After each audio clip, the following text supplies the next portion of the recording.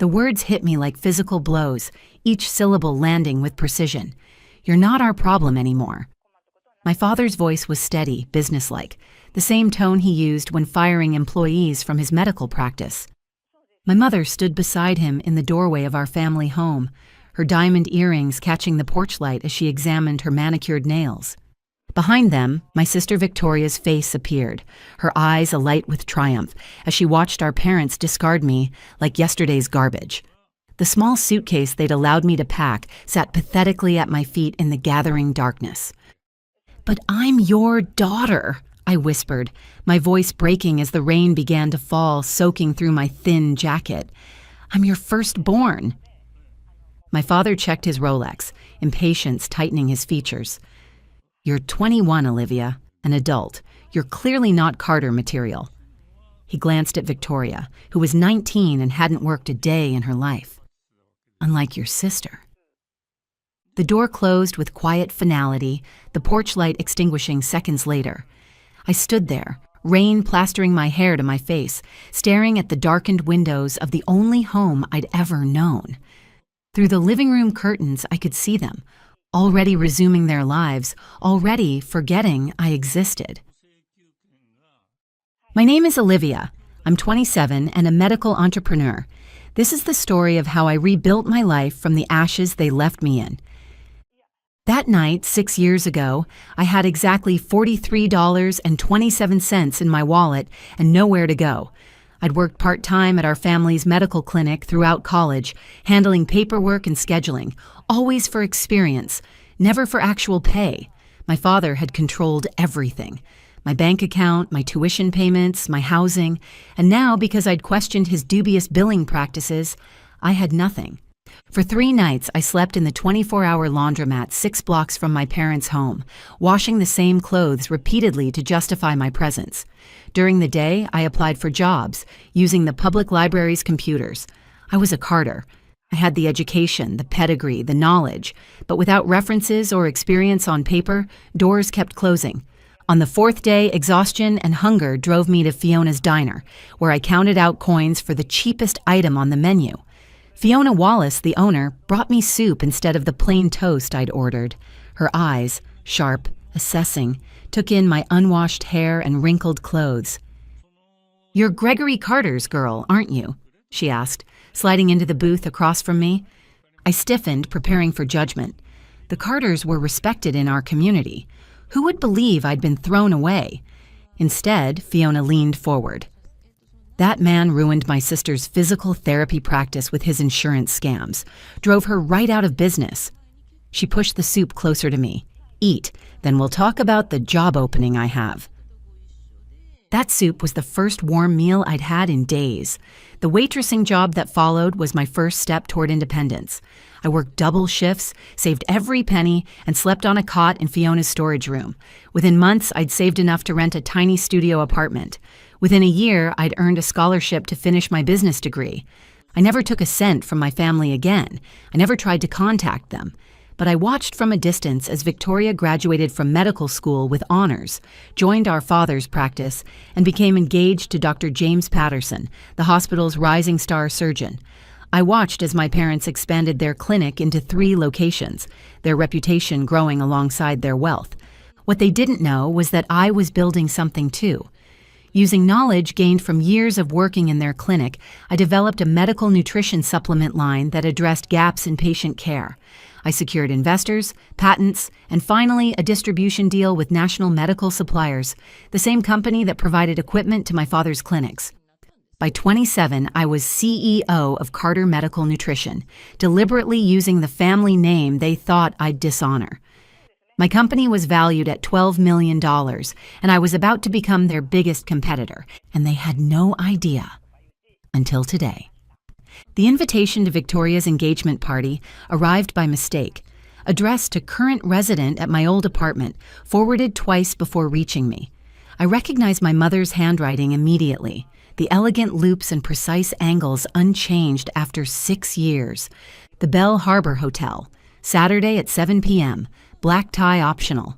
I stood in my penthouse office, the invitation trembling slightly in my hand, as my assistant Nora knocked and entered with the day's reports. "Everything okay?" she asked, noticing my expression. I smoothed the heavy cardstock between my fingers. "Yes," I said, a plan already forming.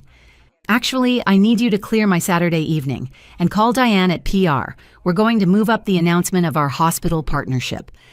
When Nora left, I opened my laptop and pulled up the file I'd been building for years. Every questionable billing code from my father's practice, every falsified insurance claim, every instance where patients were charged for procedures that never happened. And most damning of all, the tax records showing they'd been using my social security number to hide assets long after throwing me out. 6 years of methodical documentation, 6 years of waiting for the perfect moment. During my time working at the clinic, I'd made copies of documents showing irregular practices, insurance forms that didn't match patient records, duplicate billings. After being thrown out, I maintained contact with Maria, the clinic's longtime bookkeeper who had always been kind to me and was growing increasingly uncomfortable with what she was seeing. Through our discreet monthly coffee meetings, I gathered evidence while building my business connections. Saturday night, I arrived at the Bell Harbor Hotel at exactly 7:32 p.m., late enough for everyone to be present, early enough for maximum impact. The doorman recognized my name from the approved vendor list.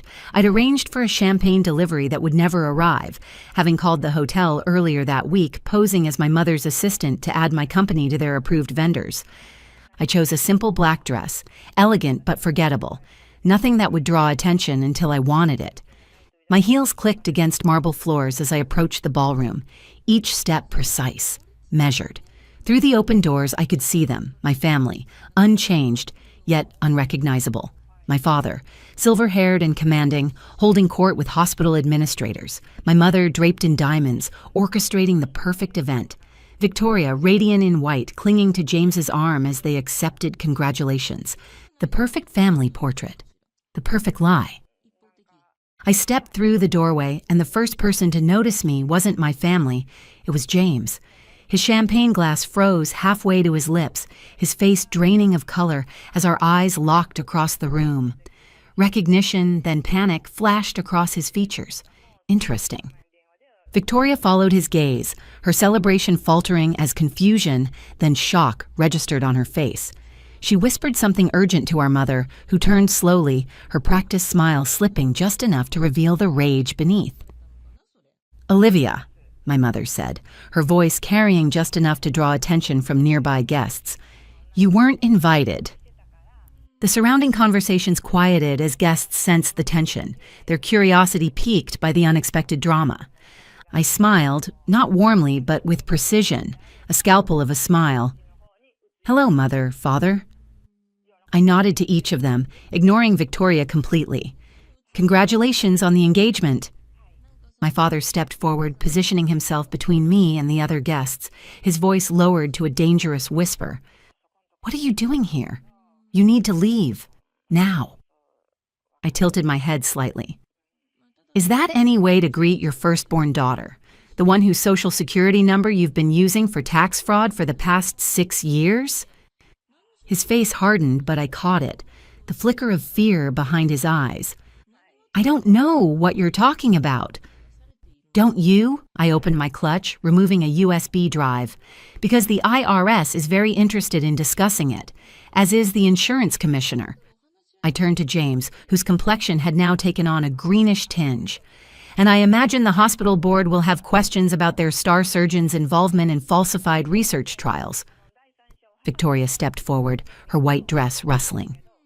"You're making things up," she hissed, though her voice lacked conviction, "just like you always did. You're jealous because I'm the successful one, the one they're proud of." I laughed, a genuine sound that seemed to unsettle them more than anger would have. "Successful? Is that what you call fraud? Enough." My father's voice was sharp, commanding, the voice that had once made me cower. "This is your sister's engagement party. Whatever grievances you think you have—" "Think I have?" I interrupted, my voice calm but carrying. "Doctor." "Winters," I called out to the hospital's chief of medicine who stood nearby. "Did you know that the Carter Clinic has been billing for procedures never performed, or that Victoria here never completed her medical residency?" Dr. Winters stepped closer, his brow furrowed. "What are you saying?" "She's saying nothing," my mother interjected smoothly. "Our daughter has issues, delusions. We've tried to help her, but—" "Delusions?" I echoed, pulling out my phone. "Let's see what the state medical board calls them." I pulled up an email and handed my phone to Dr. Winters. "This was sent an hour ago. An official investigation has been opened." As Dr. Winters read, his expression darkened. He looked up at my father, then Victoria, betrayal evident in his gaze. "Gregory," he said, his voice heavy with disappointment, "is this true?" My father's hand trembled slightly as he reached for his drink. "Of course not. She's lying. She's always been troubled." Victoria moved to James's side, clutching his arm. "Tell them, James. Tell them she's making this up." But James remained silent, his eyes fixed on the floor. Victoria's grip on his arm tightened, her voice rising with panic. "James!" "I didn't know," he finally said, his voice barely audible. "Not at first. I swear I didn't know." The ballroom had gone completely silent, the other guests now openly watching the drama unfold. My mother's composed facade cracked, desperation creeping into her expression. "This is ridiculous," she snapped, turning to the onlookers with a forced laugh. "Please, everyone, enjoy the party. This is just a family matter we need to—" "It's not just a family matter," came a new voice. A man in a dark suit stepped forward from the entrance. "Gregory and Margaret Carter? I'm Agent Harlow with the IRS Criminal Investigation Division. We'd like to ask you some questions." Behind him stood two more agents and a representative from the state medical board I'd been working with for months.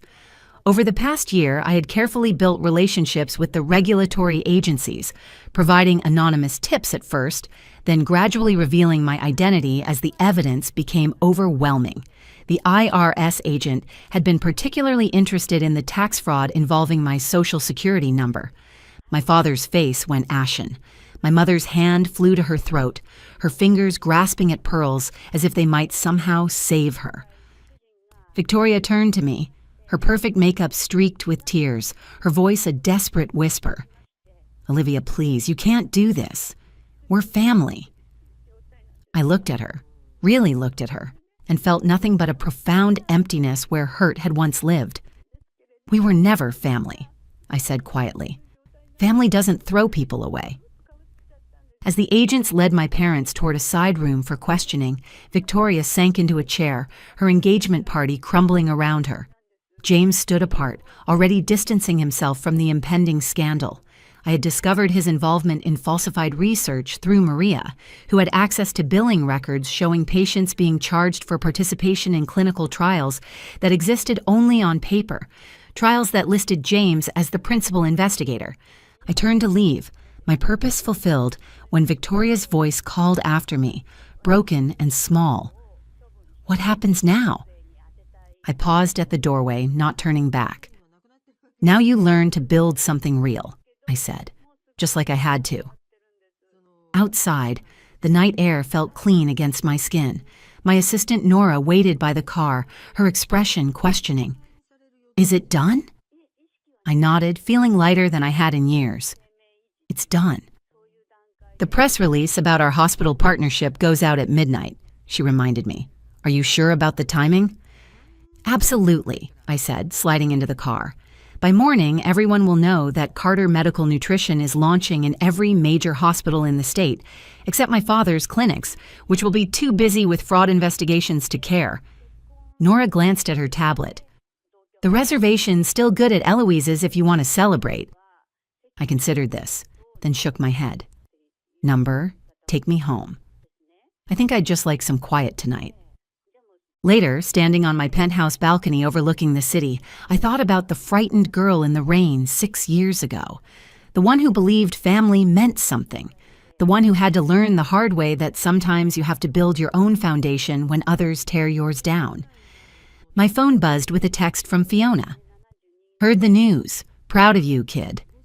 We had remained close over the years, with Fiona becoming both mentor and surrogate mother figure. Her guidance had been invaluable as I built my company, and she was the first investor to believe in my vision. I smiled, thinking of her sister whose business my father had destroyed, of the dozens of other victims who would now see justice. Revenge wasn't my primary goal. Success was, but justice made the success so much sweeter. Sometimes family isn't who you're born to. It's who stands beside you when you're rebuilding from nothing. My company would continue to grow. My parents would likely face charges.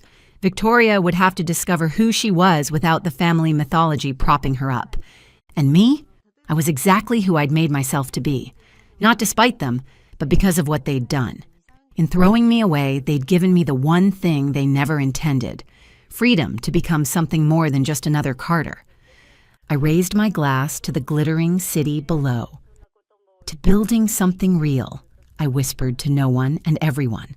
Sometimes the best revenge isn't destruction, it's creation.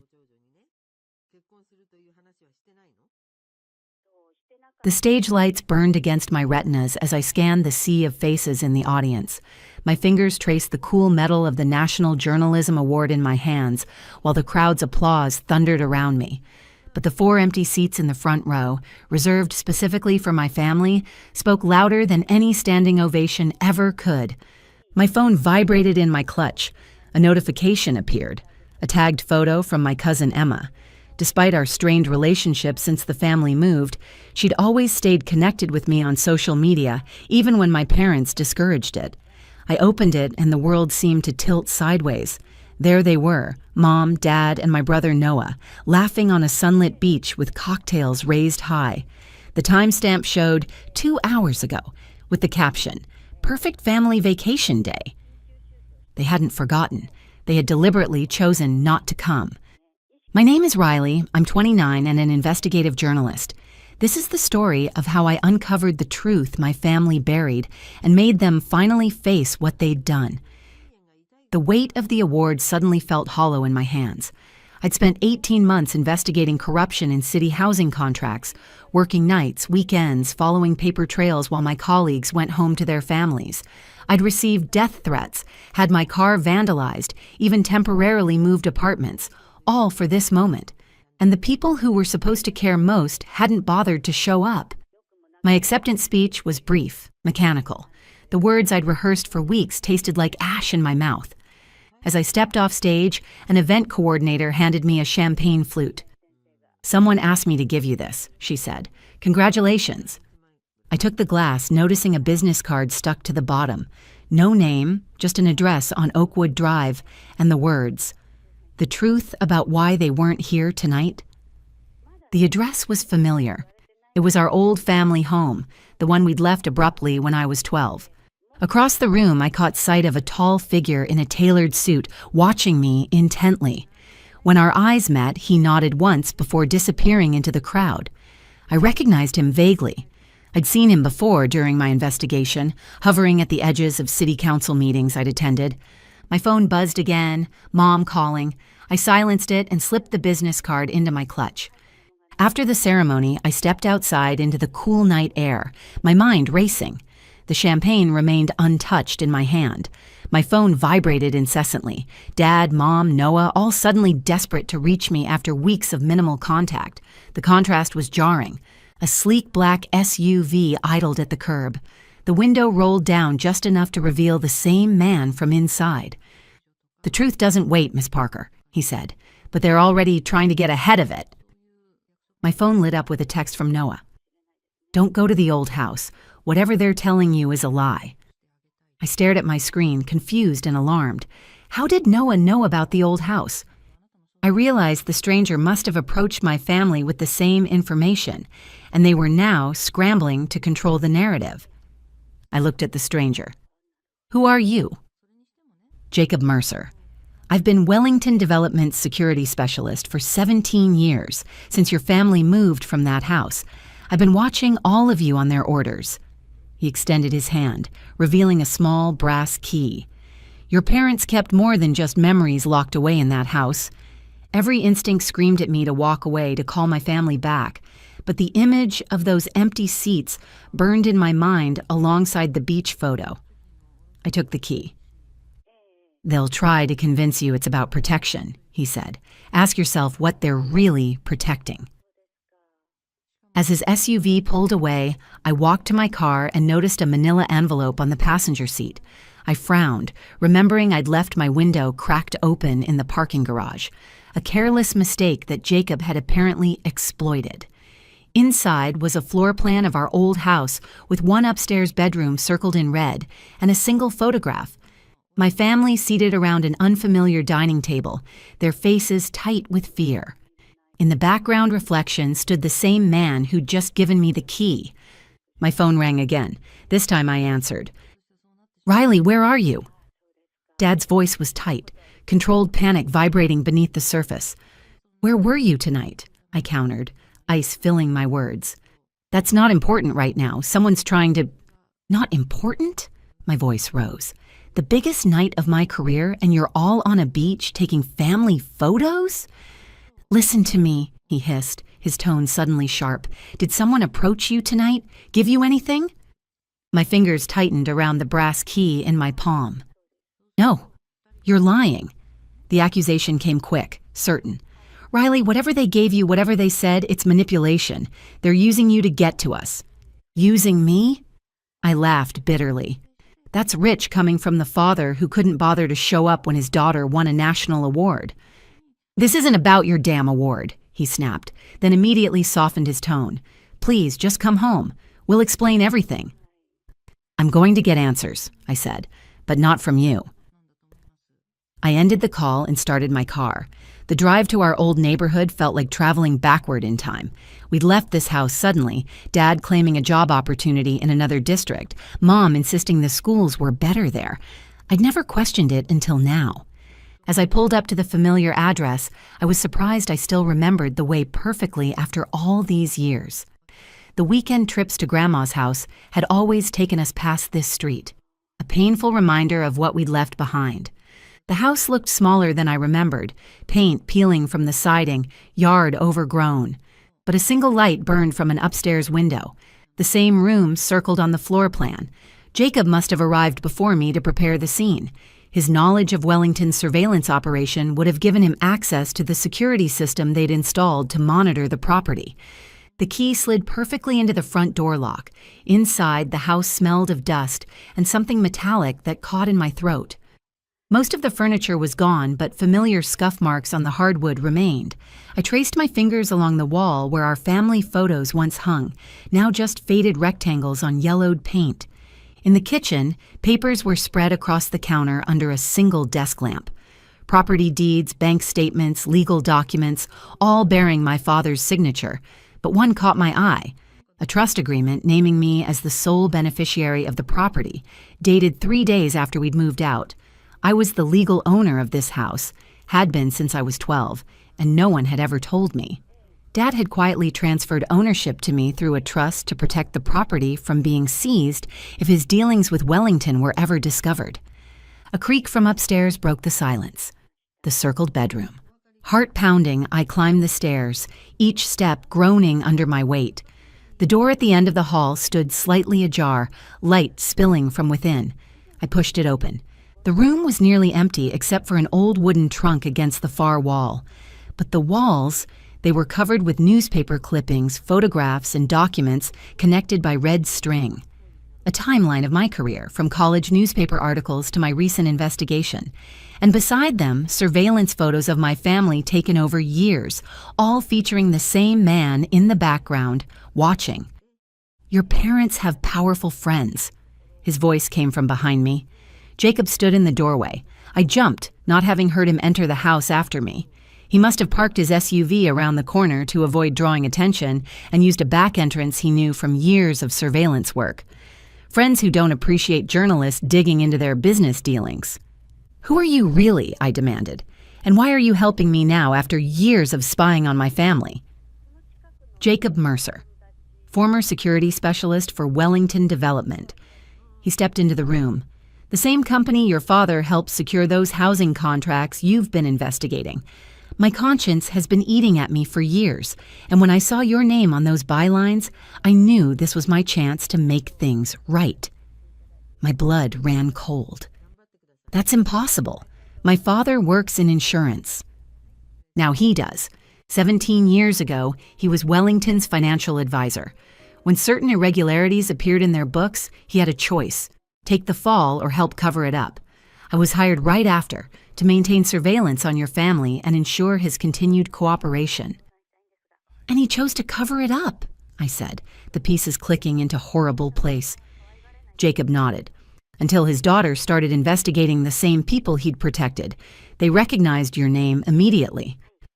The trunk's lock snapped open easily.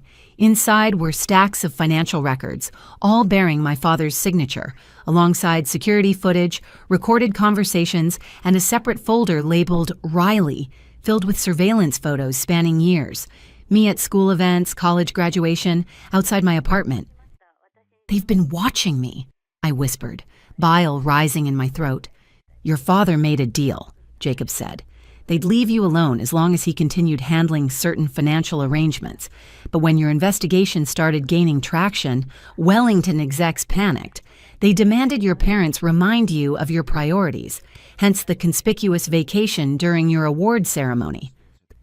They reminded him of his obligations," I finished, rage building behind my eyes. "That's why they weren't at the ceremony. They were sending a message, choosing them over me again." My phone buzzed with a text from Noah. "They're coming to the house. Get out!" Noah must have overheard our parents' frantic conversation after Dad tracked my phone's location through our family sharing app. I looked at Jacob. "Why are you helping me?" "I was assigned to watch your family after the move. I saw what it did to you, the confusion, the hurt, and I saw what your father became living under their thumb." He handed me a flash drive. "Everything they've done is here, including your father's original testimony before he recanted. I've been gathering evidence for years, waiting for the right person to help bring it all down." Headlights swept across the window as a car pulled into the driveway.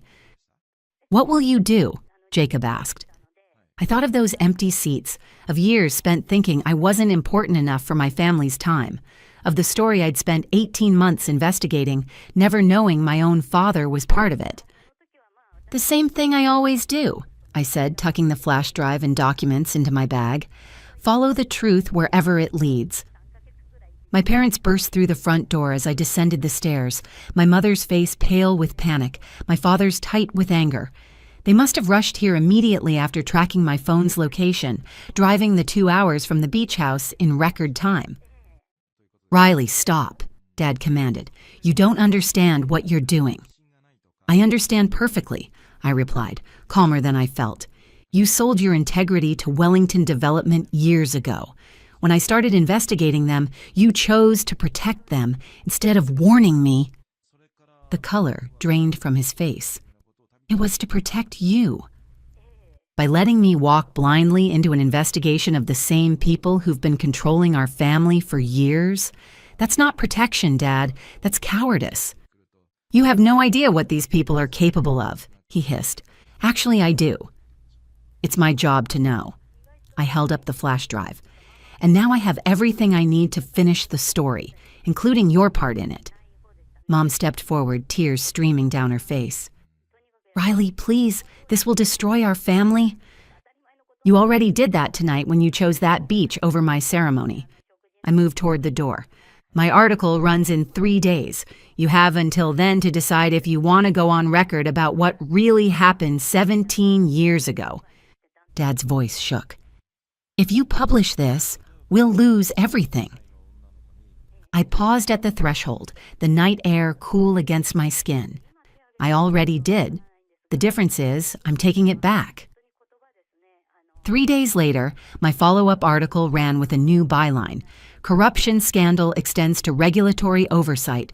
Whistleblower comes forward." The whistleblower was my father, who'd spent 12 hours in my editor's office detailing everything, the threats, the payoffs, the cover-up he'd been part of for 17 years. The investigation expanded to include 3 city officials and the CEO of Wellington Development. My father's testimony in exchange for immunity meant our family lost almost everything: the house in the nice district, the vacation property, the comfortable retirement fund, all built on dirty money from kickbacks and fraudulent contracts that had cost the city millions.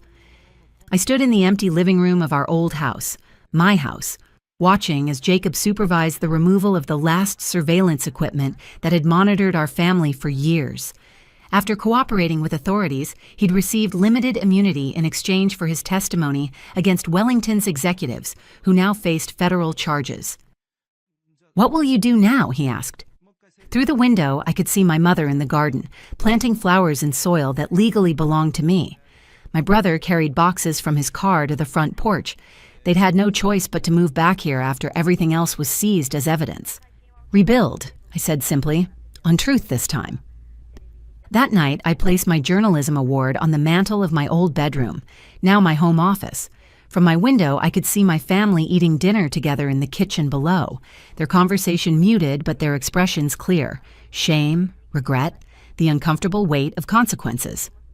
Over dinner the following week, I sat across from my father at the kitchen table. "I forgive you," I said finally, "but trust will take longer." He nodded, accepting this new reality. My mother reached for my hand, and this time, I let her take it. Noah and I had already spent hours talking through his role, how he'd suspected something was wrong, but never had the courage to dig deeper. Emma, my cousin, had apologized for the poorly timed beach photo, explaining she hadn't known about my award ceremony. They'd chosen comfort over honesty for 17 years. Now they were living with the truth I'd uncovered. It wasn't a perfect revenge, nothing ever is. But as I turned back to my laptop and began typing my next story, I felt something I hadn't in years, the certainty that my work mattered and that no one would ever again make me doubt my worth. Before you go, here's a quick bonus for sticking around. If you love learning and growing like I do, you need to try audiobooks. I've got an exclusive deal with Audible. Your first month is completely free. That's access to over 500,000 titles, zero cost to you. All the details are waiting in the description. Don't miss this one.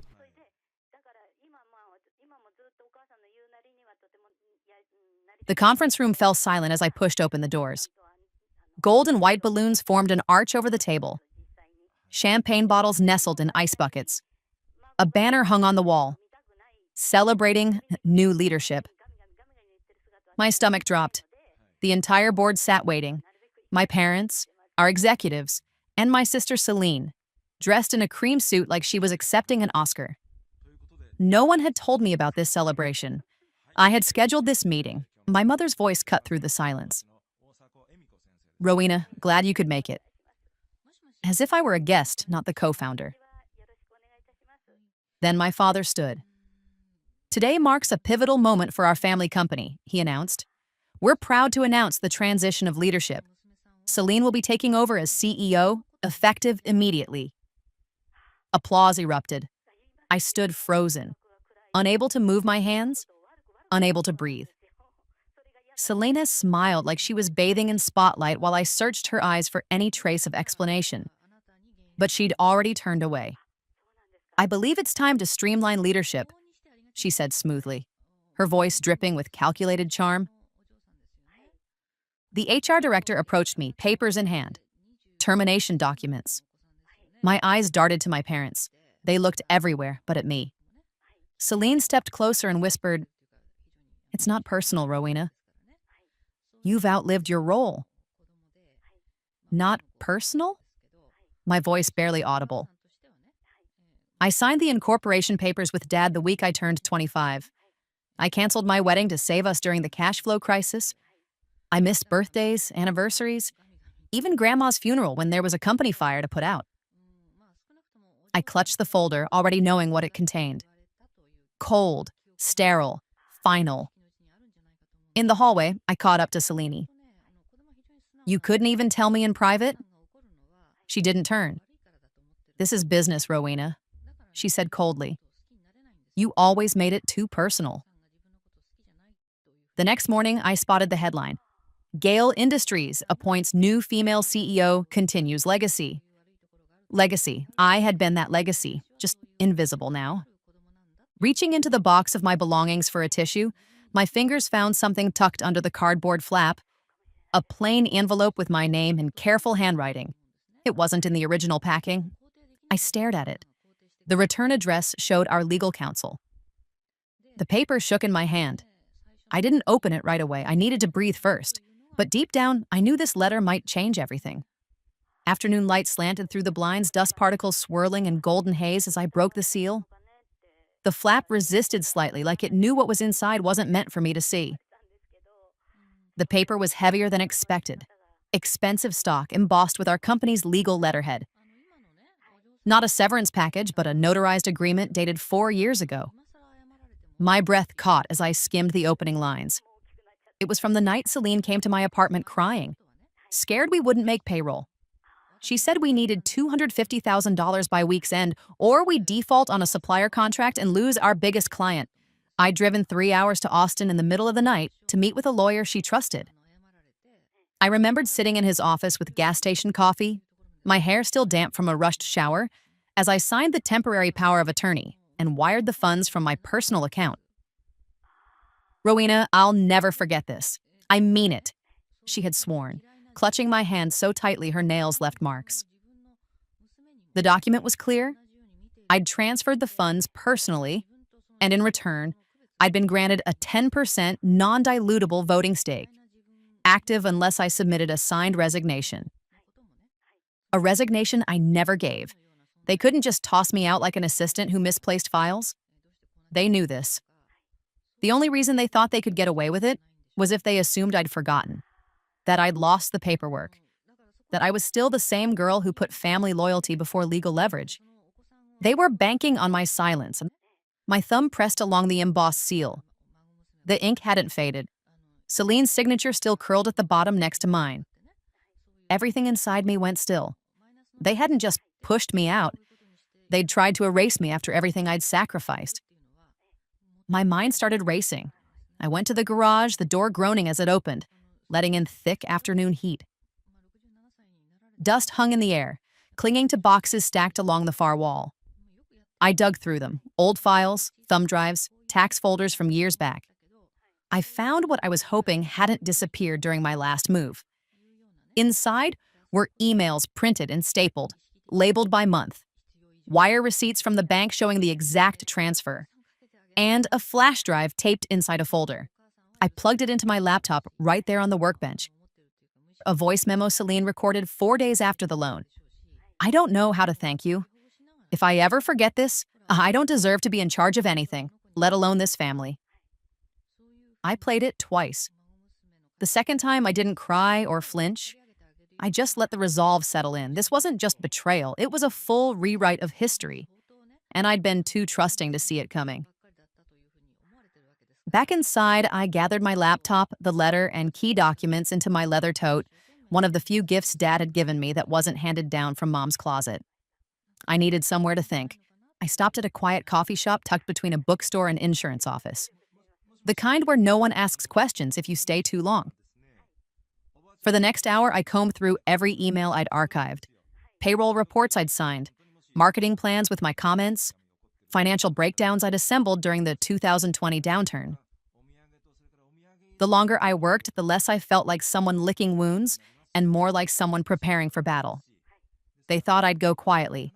They'd underestimated me. My inbox pinged. Subject line: "I don't agree with what they did to you. We need to talk." It was from Clark, our company accountant. Quiet, observant, loyal. I clicked the message, heart pounding. Later in his apartment, old but clean, mismatched furniture, mail stacked by the door, he motioned me to sit. A laptop and USB drives sat on the table like evidence in a courtroom. "They told me to delete everything," he began, voice low but steady. "Board meeting minutes, your shareholder records, voting logs. I was supposed to make it look like you never mattered." My stomach turned. I stayed silent, letting the weight of his words settle. He opened his laptop and clicked through a folder labeled "Not Forgotten." "They said if I kept quiet, I'd get a raise," he continued. "They assumed I'd play along because I'm invisible too. Just the accountant." He pressed play on the first file. My sister's voice, clear and cold, filled the room. "She was never meant to last here. She's dead weight. An emotional liability." I didn't flinch, but my throat tightened. Clark glanced over, but I didn't break eye contact with the screen. Next recording. My mother. She's family, but we need someone more presentable, reliable. The firm needs a clean face, not someone who disappears for months. I hadn't disappeared. I'd taken leave to care for Blake during his second round of chemo. I'd kept the books running. I was answering emails at 3 a.m. while they posted filtered photos from ski resorts. They knew it. I didn't cry. The time for that had passed. Did they sign off on it? I asked quietly. He nodded. Your father was hesitant. Your mother and sister pushed it. He didn't fight long. And you still have the originals? I kept everything, out of guilt and fear. I'm not here to punish you, Clark. I'm here to correct what they buried. He handed me the USB drives. There's one more thing. The retreat, the one you skipped, that's when it started. They used your absence to argue you were disengaged. A memory flickered. Me spooning broth into Blake's mouth while his body rejected another treatment. Ignoring texts about mandatory team bonding while watching those same colleagues toast champagne in matching bathrobes. When I returned, half my projects were reassigned. No explanation, no welcome back, just smiles that didn't reach their eyes. You've done enough, thank you, I told Clark. He nodded, eyes downcast. I'll deny it if they come for me. You won't have to. I'm not going through the courts, yet. That night, I labeled a new folder on my encrypted drive. Phoenix. I reactivated my long-dormant LinkedIn account. Another sacrifice I'd made to appear loyal. Within minutes, notifications poured in, but one message froze me mid-sip. Hey, stranger. Still got that spark? I may have a proposition.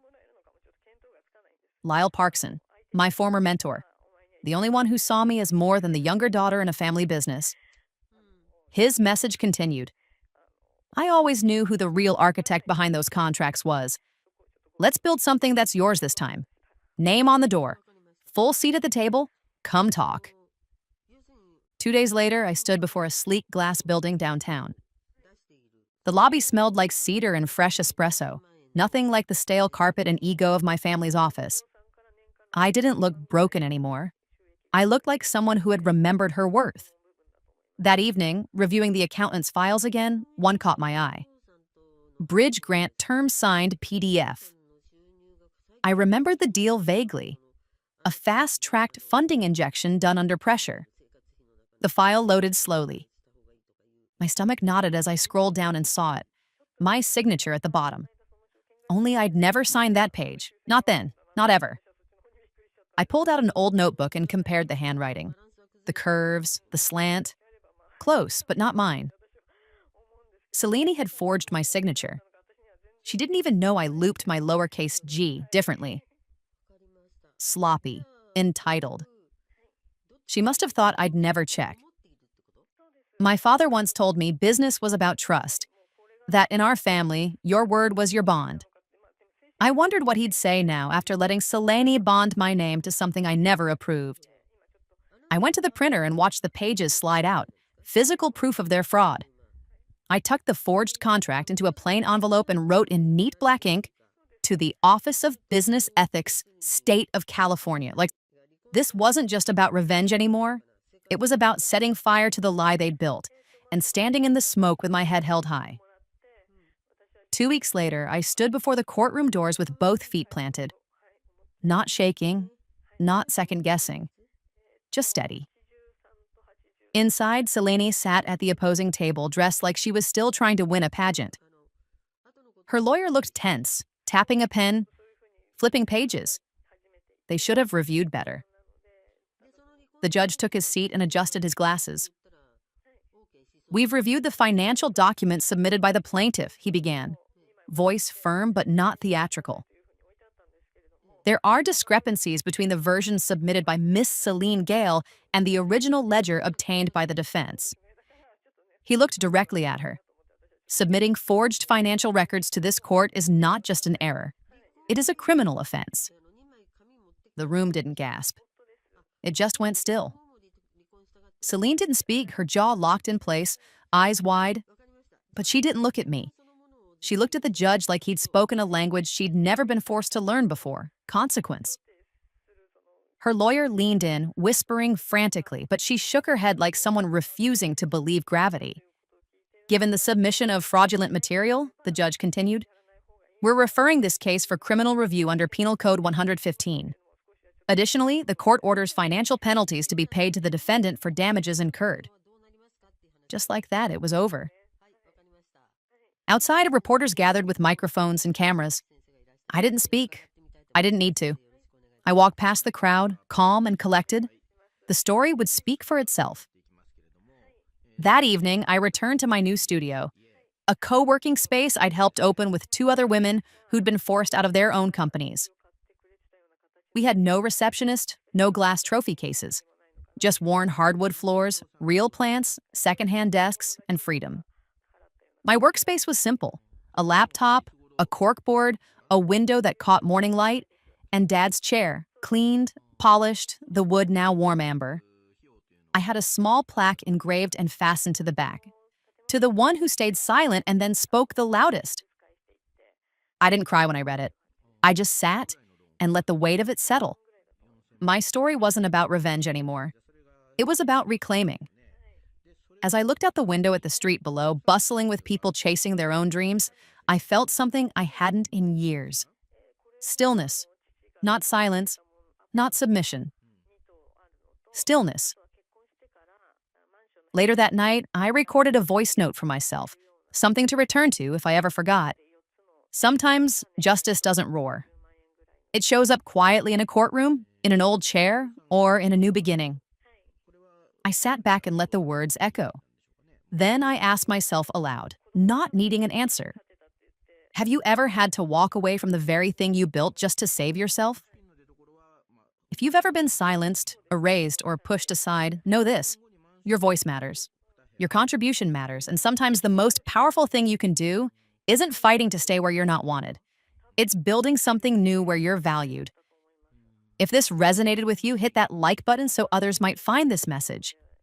Share your experience in the comments. Sometimes knowing you're not alone is the first step. And subscribe for more stories about reclaiming your power when others try to take it away.